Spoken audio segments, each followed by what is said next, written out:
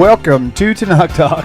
I am your host, William Hall, broadcasting live out of Kingsland, Texas, USA, with episode number 46 of TNT, the Twisted New Testament, with Rabbi Stuart Federow from Houston, Texas. Welcome to the show, Rabbi. Welcome, everybody.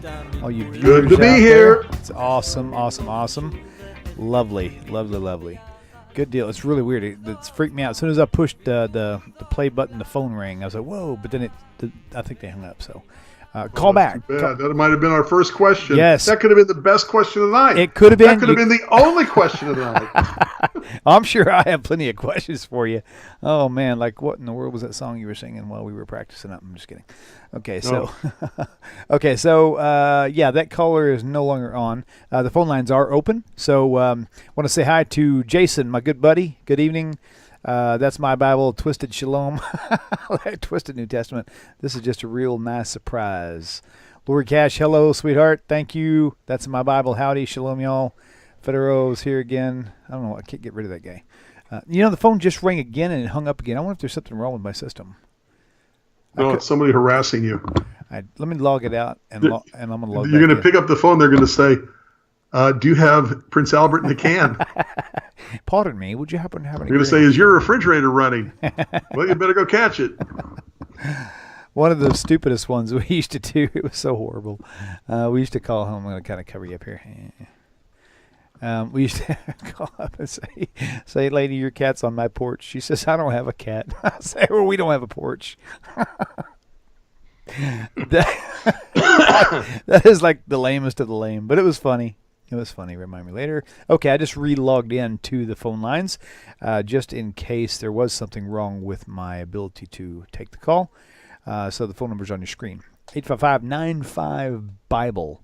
And no, this is not MetaShare, well, fortunately for us, but not fortunate for the people who keep calling the voicemail, leaving MetaShare questions.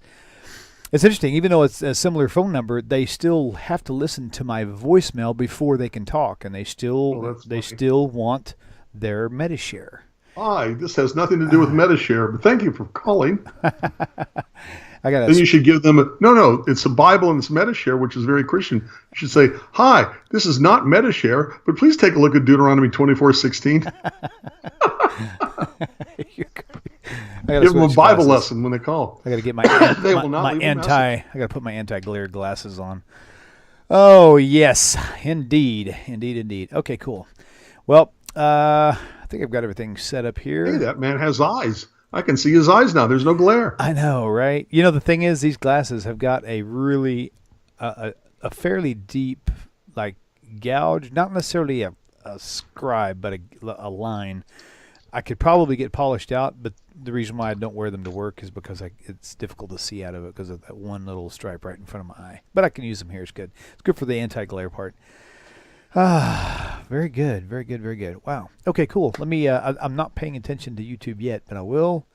Let's see if we can see what's happening there. And it looks like, oh yeah, I did actually check it once. We got 20 viewers. Hello, everybody. So good to see y'all. Grant Dunn, shalom. Yes, Michael. We want to see the notes on your speech. Okay. Love to see that. Okay, I just realized one thing. Let me pause this because I got a call coming in and I didn't see it. I didn't hear it because the music was turned. There it is right there. Oh, come on. One more time. Come on. It's just got to pop please. Up. Yeah, they're actually. Call me. You can call me. There is definitely something awkward going on with my phones. Because, oh, man. Yeah, because they've called 3 different callers have called in, and it's like I see it, but I don't hear it ringing, and before I get a chance to click on it, it disappears. Now, maybe I should go ahead and update it keeps asking me to update, and I say later. It's been doing it for 6 months. Maybe I should go ahead and let it update. I don't know. Interesting. Nope, see, it just did it again. It did like a half a ring, and it hung up. Okay, so, if I can find out who's calling, and I can't because they're not even registering. It's okay. We'll go ahead and if you guys on YouTube land have any questions, put your question on YouTube. In fact, if you're calling in right now, put your question on YouTube and we'll actually read it from there. So, but the topic for tonight that we're going to go into is going to be the whole idea of Christmas is not the same as Hanukkah. I'll leave it at that for now. That's the general idea. It's not the same, even though. See, there it goes. Can I? Oh, I got it. Hey, welcome to the show. Please tell us your name. Where you're calling from. It's Stuart Federow. I was wondering what was going on, so I decided to try and call. Whoa, you're like in stereo, dude. I don't know. Maybe it was the person wasn't getting through then because wait a minute. If I sing right now, am I singing with myself? Yeah, but I can actually do a chorus, choir. Yeah, you're singing lead and backup, basically. All right, so it's working now.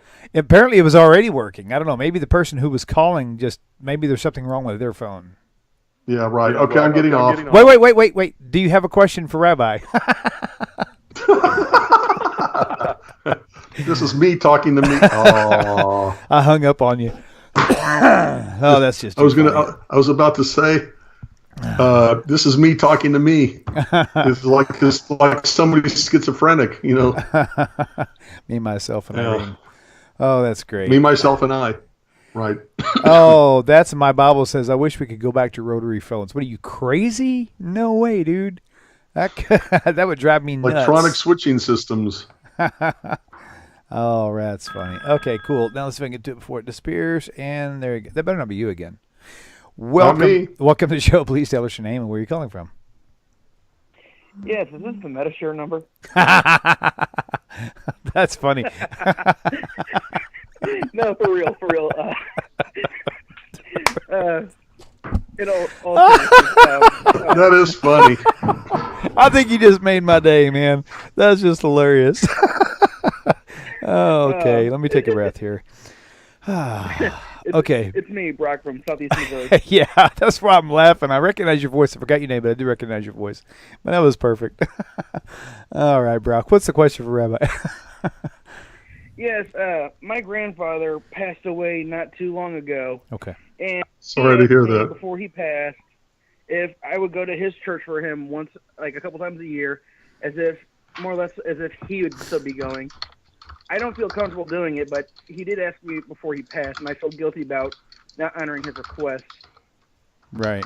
Question for you: were you on this journey before he asked you to make that vow? I mean, realistically, I don't think it matters. I was converting beforehand. Yeah. I got you. Rabbi, I'm going to let you take this because this is. Would you mind repeating that real quick? Before he passed away, what did he say? He asked me to go to his church for him a couple times a year, somehow, so it'd be like he was still going himself. Like standing in for him at church. Judaism before he asked me to do that, huh? So he wanted you to stand in for him at church after he's gone. So it's like he's still there. And at the end of the day, his grandfather already knew that he was going to be converted to Judaism. So is he still bound to do that, even though that's forbidden to be in a place of idol worship? Well, I'm trying to think of a perfect analogy, and I guess no analogies are perfect, so you'll pardon me for the stupidity and imperfection of the following. But if he would have said, gee, in memory of me and everything I believe in, I want you to commit adultery every year. I was thinking the same exact one. Okay, yep. Or commit murder for me every year, or steal something from someone every year. Do you see what I'm saying? You would be bound to say to him, I believe, something to give him comfort.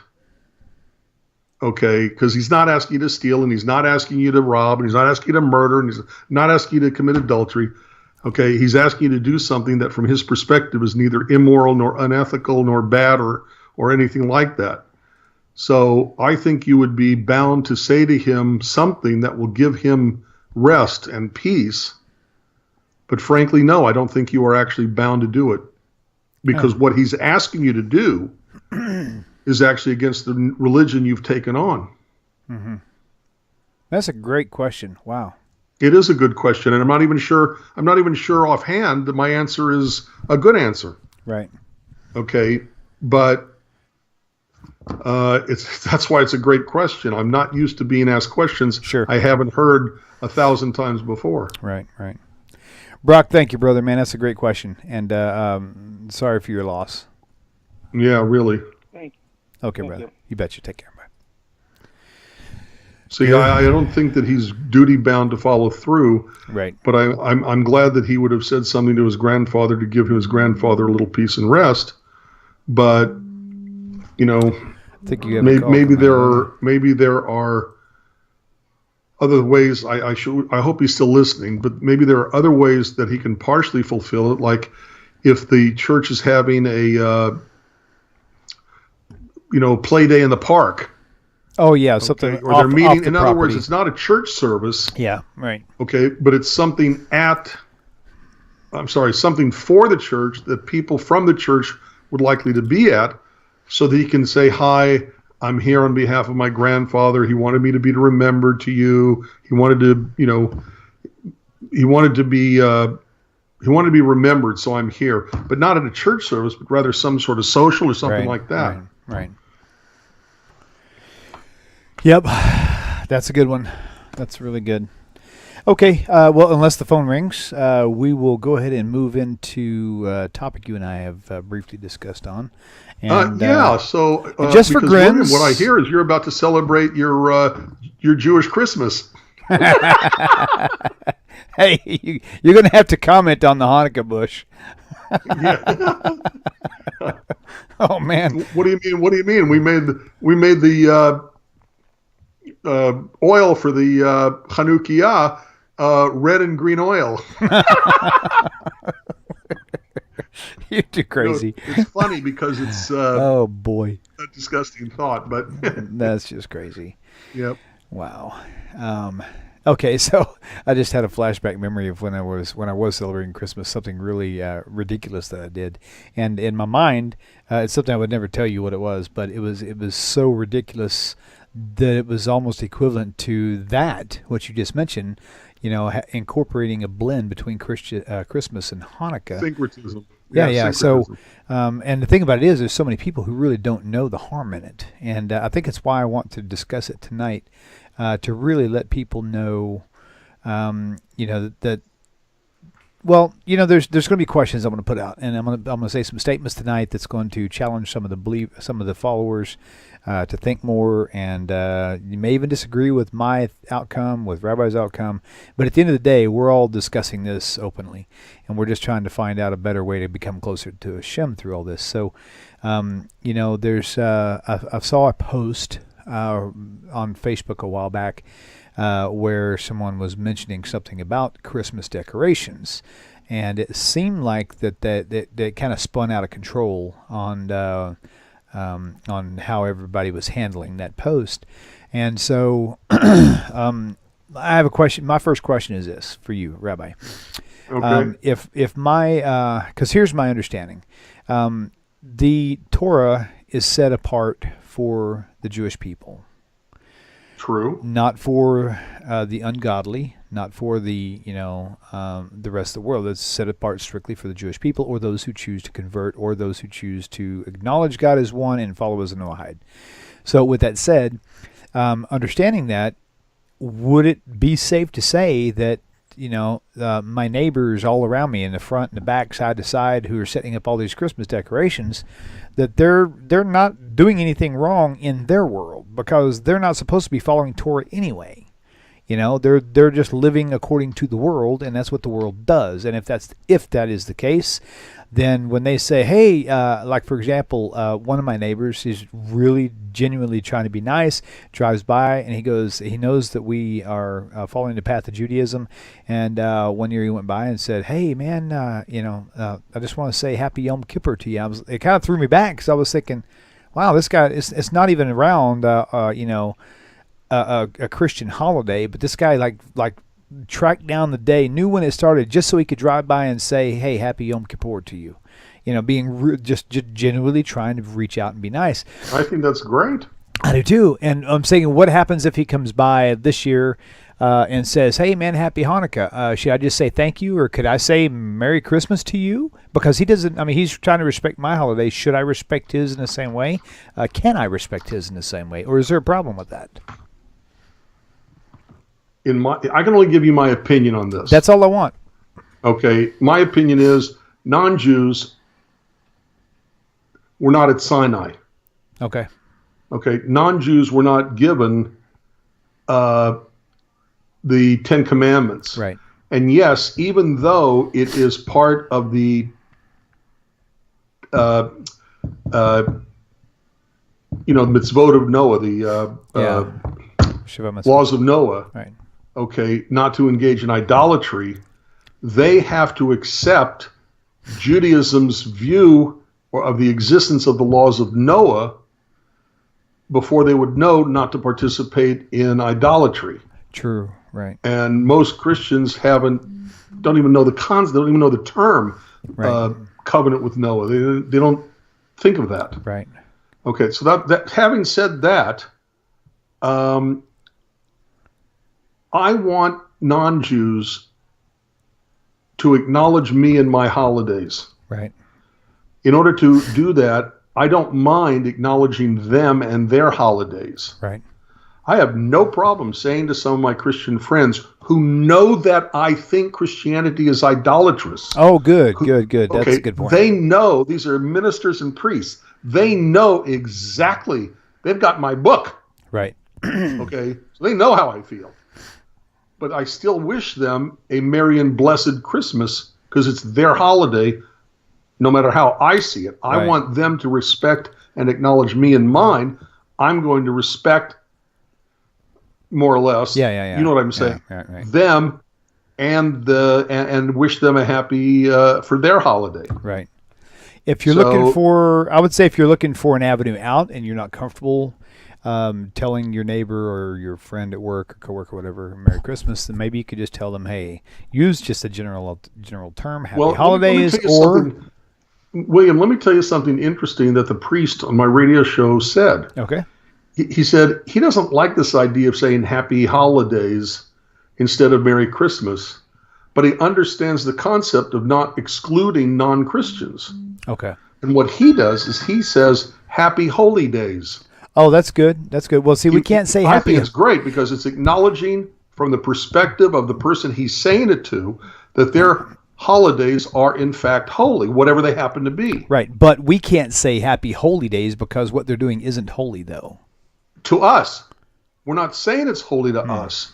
We're saying from their perspective, their holiday is a holy day, and we are wishing them a happy holy day because it's holy from their perspective. My final thought on that would be, as another alternative would be, as you could just simply say, hope you guys have a pleasant Christmas, which would imply safe, or a wonderful Christmas, or something that you don't wish them ill will, but you're being respectful. Yeah, but I don't. Happy is merry. To be merry is to be happy. Yeah, I agree. I don't see the distinction between saying Merry Christmas and Happy Christmas. Oh, I happy think Holy Day, Happy Holiday, whatever. I think there is a big difference though, because Merry Christmas has been on every postcard, every gift card across the globe, but Happy Christmas is unique. You're stepping aside to make a point to not say that because you're trying to be distinct. There's a chirp going on really loud. I don't know where it's coming from, but we do have a call. Caller, welcome to the show. Please tell us your name. Where are you calling from? This is Jason Akers. Jason Akers, my man, pest control. All you callers out there, this is Green Acres. What is it on here? Green Acres Pest Control. Green Acres Pest Control. Yeah, is that? Oh, YouTube channel. Oh yeah, there you go. I there you go. Get logged in all the time. I used to log in as Jason Akers, but I switched the account. So I'm just logging on with this one all the time. But, you're good. Hey, you guys, all you viewers out there, if you have a house, you're going to want to find a good pest control something or other. This something or other is something you want to go to the YouTube channel, Green Acres Pest Control, and subscribe. This dude is a nut. It's hilarious. Got a lot of good teachings on there, and it makes it fun. Jason, what's up, brother?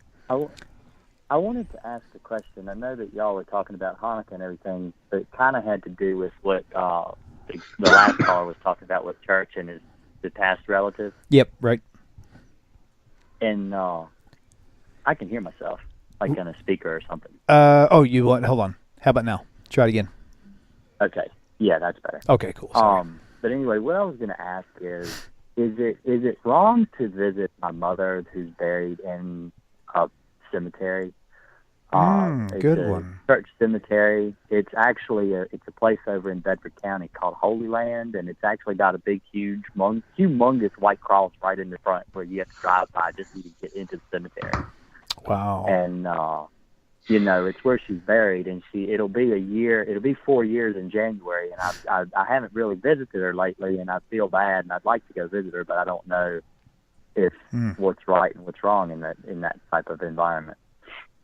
Man, that's a great question. Wow, because you think about other things too, other concepts about graveyard. I don't even know how Jewish people are buried, but they have this whole big thing about kneeling at a stone, as a headstone and all this other stuff, and I've heard tons of complaints about that. I've never actually been.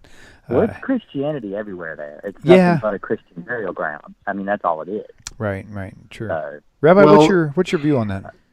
And that's true. Let me tell you a very famous story. I can't remember his name, of course, because my memory's not that good for stuff like this. But in the Talmud, there's a discussion about this guy who's a rabbi in the Talmud, and he goes to the what's it called? The spa, the hammam, I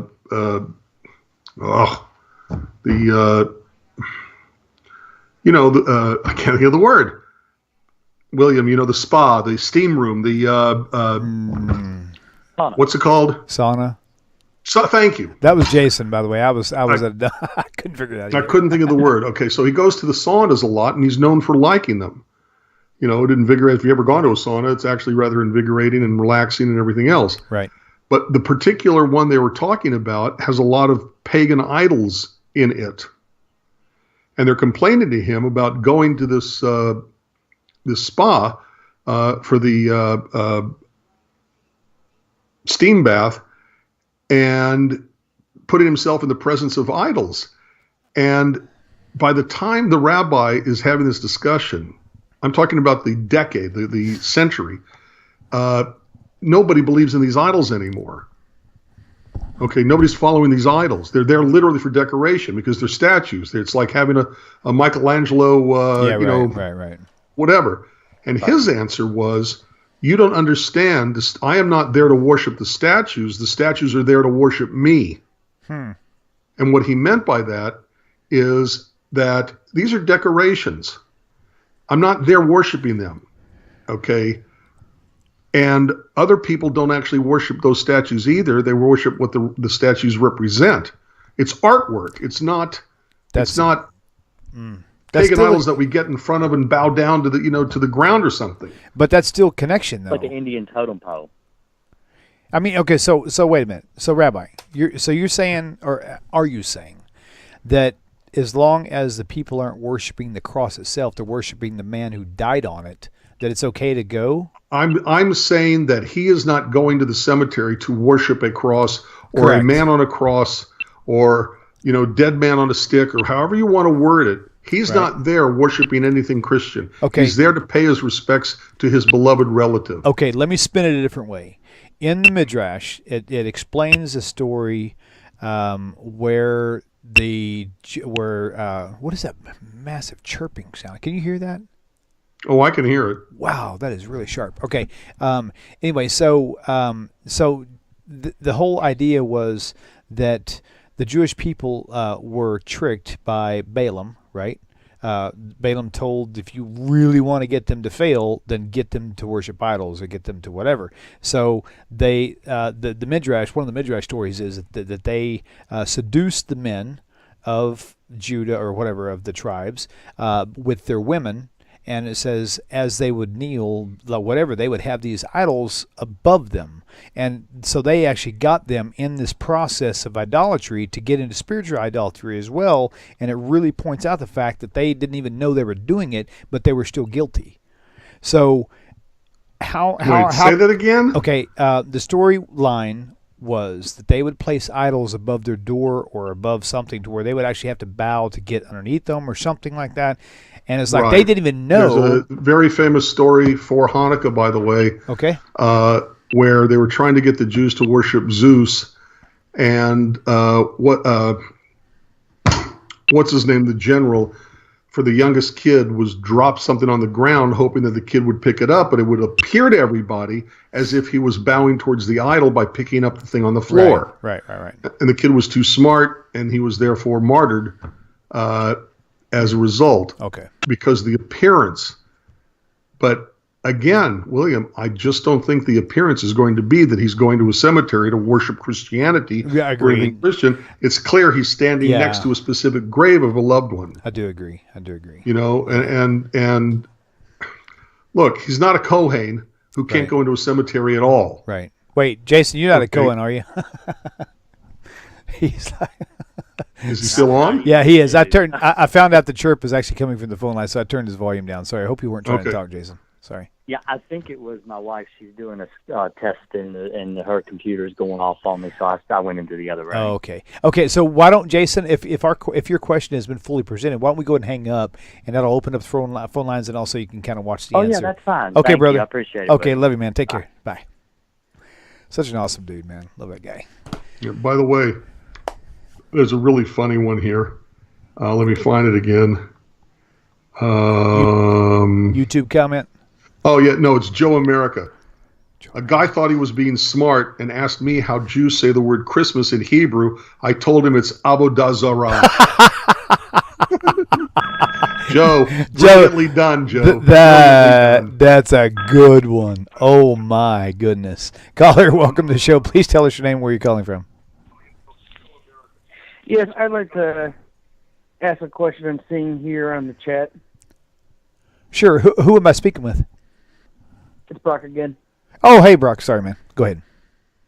It's one that that's my Bible posted. It's saying he had purchased land, and under Missouri law, he can be buried on that. What is Judaism's view on that? Wait, say that again. Say it slower. It looks like that's my Bible had posted up saying that they had just bought a farm, and according to state law, he can be buried on the farm. What is Judaism's view on that? Oh, can a Jew be buried on their own property, basically? Pretty much. In the end, Okay. Oh, that's a good point. I guess as long as it's not a Cohen, right? there's something else that's got to be understood to begin with. Okay. All right, Brock, go ahead and disconnect, brother, and we'll let you listen in for the answer, okay? All right, thank you. Okay, thanks, Brian. Go ahead. All right. Judaism, parenthetically like Catholicism, believes in what is called hallowed ground. In other words, that ground must be set aside for specific purposes. Okay. And Judaism sees this in cemeteries. Okay. If we're talking Judaism's view on a Jew being buried on a Jew's land, as long as the grave has been properly dedicated as a grave, okay, and there's a specific ritual one goes through, then it would be okay. Okay, if they're non-Jewish, then this isn't an issue. And of course, and I don't think Judaism would say you can't be buried on your own property. Right. By the way, technically speaking, if you want to know the truth, when you buy a cemetery plot, you are quite literally getting a deed of ownership of that little plot of land. So that's your land. That is literally your land. Great point. And yeah. by overpaying, you are paying for a what's it called, eternal maintenance of that, 10 foot by 3 foot or whatever I don't know what it is, piece of property, but it's technically owned by you. Right. And maintained by the funeral home, okay, or it's people who own the cemetery. But that little plot of land, 10, whatever it is, by how many feet, is yours. So you are always buried on your land, I guess you would say technically. Gotcha. But if we're talking about someone who is Jewish and the farm is owned by Jews, they're still going to want to properly dedicate the cemetery property as Jewish cemetery. Parenthetically, in Judaism, non-Jews are not buried in a Jewish cemetery. Right. So, I hope that answers all his, all the issues that may arise from it. By the way, also, yes, you are legally allowed to have a cemetery on your property, but your cemetery still must be fulfilling state and county laws regarding the creation of a cemetery. Okay. So he has to really look into that very carefully because it's extremely strictly monitored. Gotcha. You know, when people die, they die of diseases, and you don't want people catching, God forbid, the disease they died from because the cemetery wasn't properly created. Oh yeah, right. Gotcha. Okay, cool. Yeah.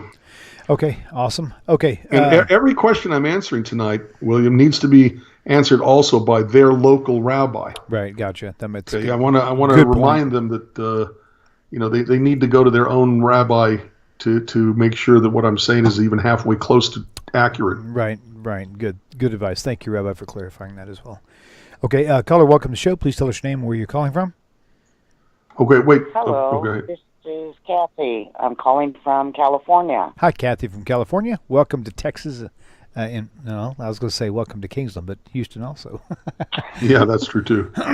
Very good. What's the question for Rabbi? Well, I could have said I called from the state of confusion, but it is Cassie.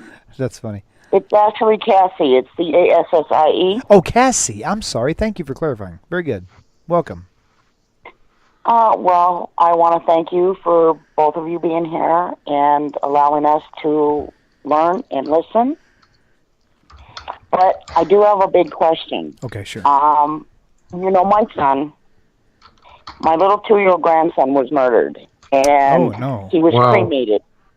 He was cremated. Okay. He was cremated. So what is the take on the cremation from Judaism's point of view? And also, what can be done? I mean, obviously, it's not like we could put his body back to bury him. But Sure. what can we do with it? I don't want to just throw my grandson away.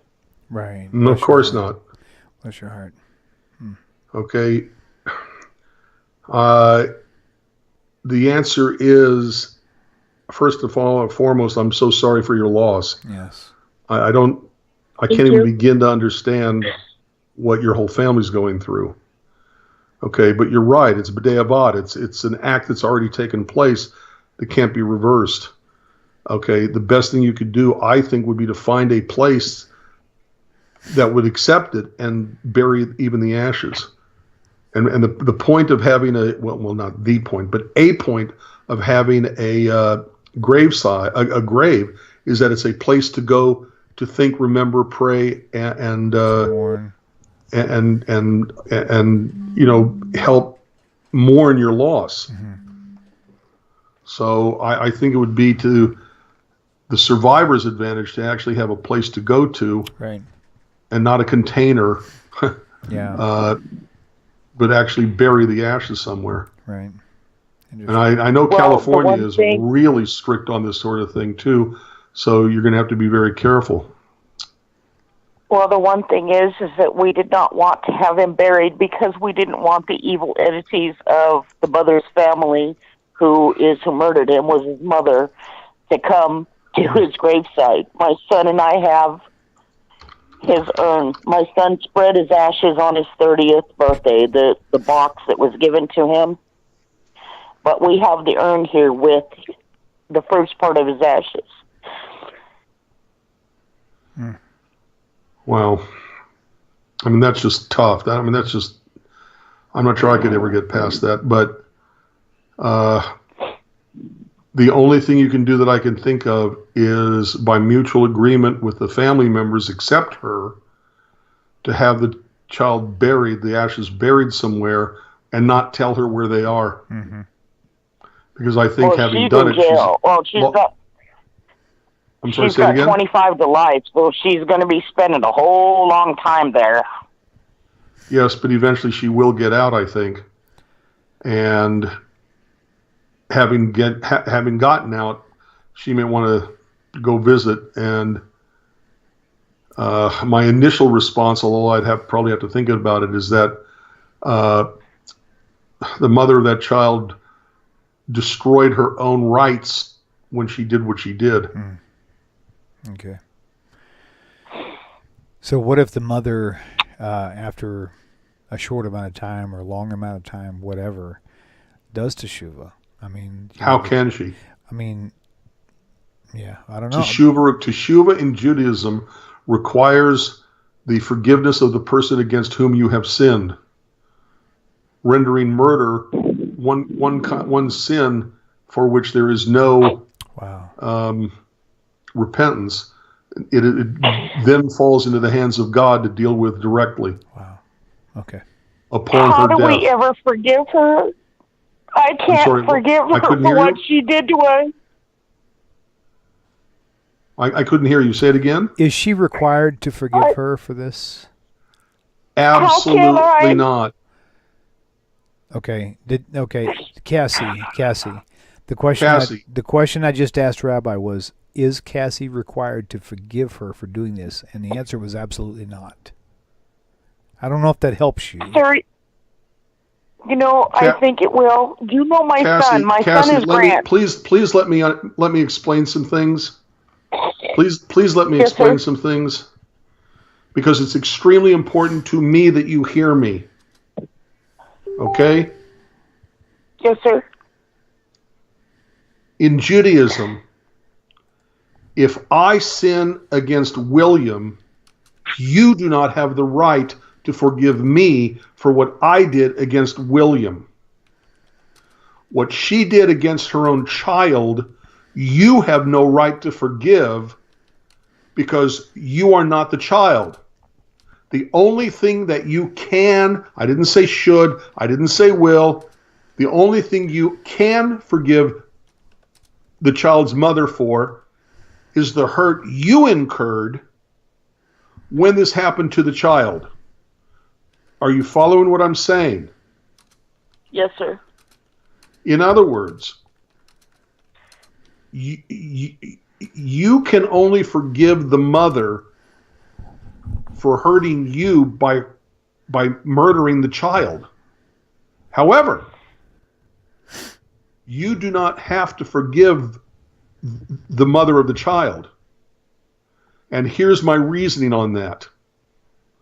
Judaism explicitly says that a person who is to be forgiven must become, for lack of a better term, a changed person. That it is not enough to say and to feel, I'm sorry. It's not enough to say, I'm sorry I did this. It is not enough to say, I'm sorry I did this and I won't ever do it again. The issue at hand is, has she become the type of person who would never do it again? If it is believed that by forgiving her, you are giving her, for lack of a better term, a hechsher, a Jewish seal of approval from you, your personal seal of approval of what she did, and she would take that as a, gee, I got forgiveness now, I can go do it again. You're not allowed to forgive her. You're not supposed to forgive her if she's going to take your forgiveness as a seal of approval on her actions, or like she's given permission by you to go do it to somebody else. Oh my God. Wow. You also, and this is just as important to discuss, Cassie, I hope this is going to make sense to you too. And I think we've discussed it on our show before, but it doesn't matter. There are two definitions to the word forgive. The first definition of forgiveness is where you no longer hold the person who hurt you culpable for what they did. You no longer hold them in debt to you for the hurt they caused. When you hurt somebody, let me rephrase that. When somebody hurts you, the natural normal feeling is that they now owe you. It's, we say we forgive a debt. Okay, it's like they owe you because they hurt you. It's like, and forgiving them with this first definition is you no longer hold them in debt to you for having hurt you. This is what we call the gift we give someone else, the gift we give to the person who hurt you. The second definition to the word forgive is where you let go of your anger and disappointment and bitterness and grudge against the person who hurt you. This is what we call the gift you give yourself. You're not holding on to the bitterness that can strangle you. There's 100 different ways this is said. My favorite way of saying it is holding on to a grudge against someone who hurt you is like drinking poison and expecting that person to be killed. Or they'll say, holding on to a grudge and the hatred and the bitterness and the anger for having been hurt is like holding a burning coal and expecting them to get burned. So a person can do forgiveness, the first definition, without doing the second definition, and a person can do the second definition without doing the first definition. And I know it's hard, and I know it's impossible, and I know it may take decades to work through your own bitterness and anger and hurt and grudge against this mother and hatred for her for what she did, for what she put you through. And one could argue, Cassie, that you will be a better person just to let go of that bitterness inside you. And maybe that's true, and maybe it'll take decades, and maybe you'll never reach that point. But you could do that without having to forgive her and letting her off the hook. You see what I'm saying? She robbed me of my entire future, my bloodline. Absolutely. Absolutely. And by the way, there's no way to replace that. Okay? This is not like she can make amends as best she can. One of the requirements for repentance. What are the requirements for repentance? Real repentance. First, acknowledge you've done something wrong explicitly to the person against whom you've done it. Number two, feel sorry truly for having done it. Number three, make amends as best you can. It doesn't mean you can totally make up for it, but as best you can, make amends. And then the fourth one, which we've already discussed, is the process turns you into a person that you were not before. You become a person who would never even think of doing that hurting anymore.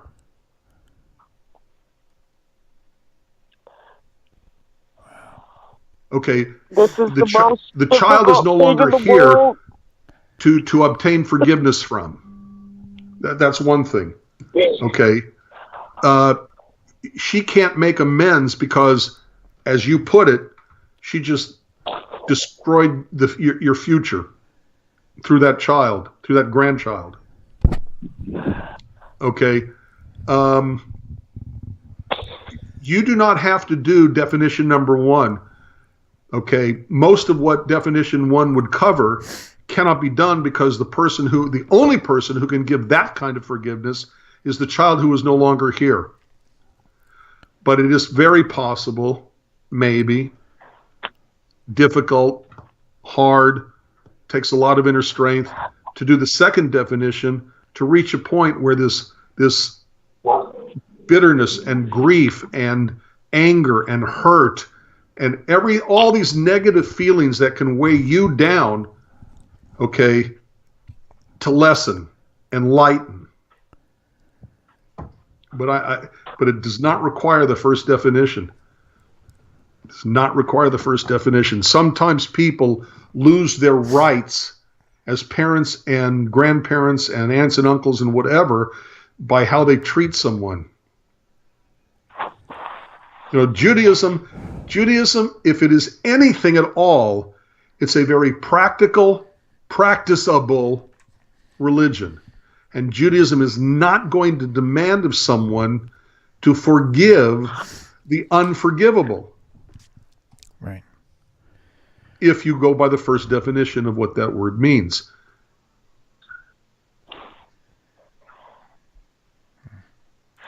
And there might be rabbis out there who will disagree with me, but show me the page, as they say. Yeah. Prove me wrong. Show me where it is. Cassie. And even with that, I might personally disagree. Okay. You're here right now, and you were the one that I chose to call. Well, and I truly appreciate it. And I do want to tell you, his name was Grant. You know my son Grant. He calls in frequently. Sure. But I named my little grandson. I helped deliver him, and I called him Chance because he was my only chance to be a grandma. And I ask that you folks keep my son in your prayers. And we definitely will. And we definitely will, Cassie. But I am so sorry she is putting you through this. I'm sorry you have to endure this. Somewhere along the line. It's literally killing me. Somewhere along the line, Cassie, somewhere down the road, you're going to meet a child and their family, and that child will be to you as close as a person could be as a grandchild. Somewhere down the road, you're going to meet a child who can be to you somewhat close, maybe to the grandchild you lost.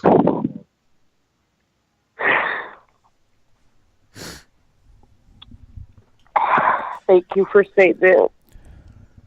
I only pray to God it becomes true. I don't want to die being not a grandma. Well, there are ways to be a grandmother, but not by blood, and I hope you find that.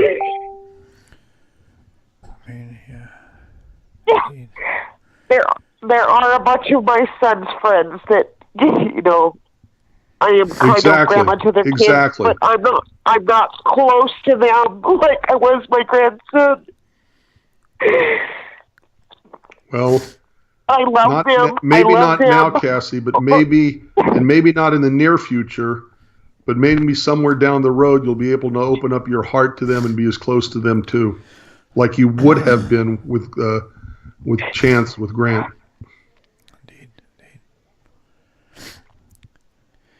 Cassie, be strong. Stay in there. You can't give up. Stay in touch with us, please. Yeah, for sure. Well, I mean, honestly, I just wanted to die. But you can't. I understand that, but I'm very glad you didn't, and I sincerely hope you do not. Yeah, indeed. Because there's a lot of kids who would get a lot out of knowing you. There's a lot of children who would, might get off a path in the wrong direction by getting to know you. Yeah, indeed. I cannot and that would be a loss to them. Cassie, I appreciate that, sir. You've got to stay strong. Seriously, giving up isn't an option. You got to hang in there. There's other people who need you. Exactly. So.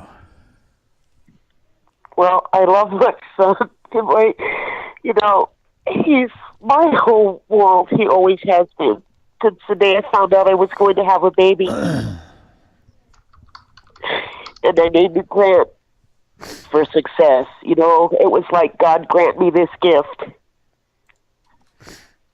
Well, please God, there'll be other gifts to be granted. Yeah, for sure. Cassie, do keep in touch with us, okay? Thank you, sirs. Both of you. Okay. Until we meet again. You are very welcome. All right. Shalom, shalom. Be strong. Take care. Okay. Yeah. You too. Bye-bye. Bye. Wow. Man, that's tough. Wow.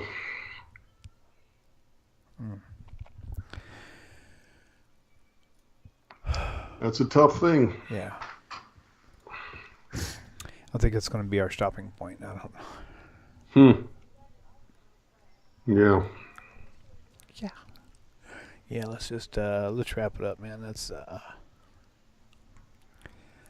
kind of hard to focus now. So, okay, cool.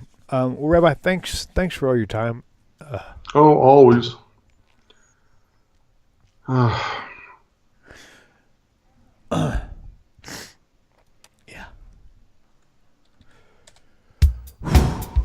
All right.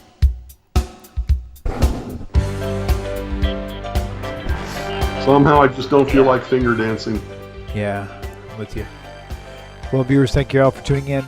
We'll see you next week, same time, same place, 8 p.m. Central, Monday night, for a special TNT.